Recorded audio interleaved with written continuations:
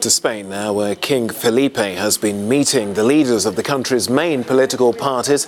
He's trying to find a leader who can gain the backing of Parliament and form a government. It's seen as the last chance to avoid another snap election, the fourth in 4 years. Acting Prime Minister Pedro Sanchez has failed to win the support of Parliament since an inconclusive election in April.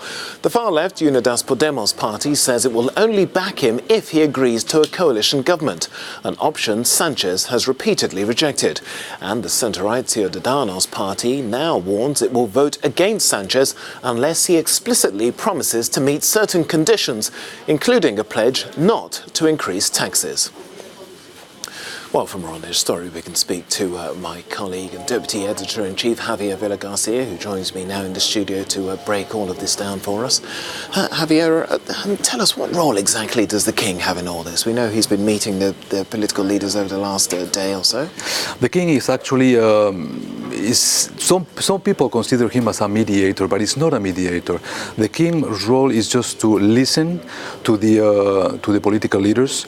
He's going to have, he's having today meetings with the 3 remaining on the biggest leaders of the country, and he actually listens to them, and he's going to see at the end of those meetings if there's one candidate that could form a government, that could get a majority in the parliament to form a government. If there's no candidate that is capable of doing this, he's going to proceed to call the voters to the polls in November. Okay, and why is it that the parties don't just want to go back to the polls again, as Spain's had so many elections in as many years? Why not another? Well, nobody wants to, because Spain is going to face a really complicated autumn, because the beginning of October, the mid-October, we're gonna know the sentence of this trial of the Catalan independentists. So this is going to be shaking the political system in Spain.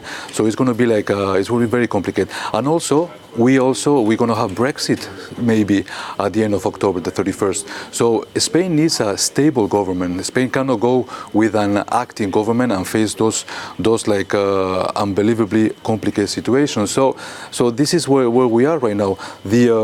Now the political leaders are kind of like blaming each other. They're kind of in this blaming game. So who's going to be to blame for bringing Spain to this like horrible situation for the elections in 4 years? Yeah.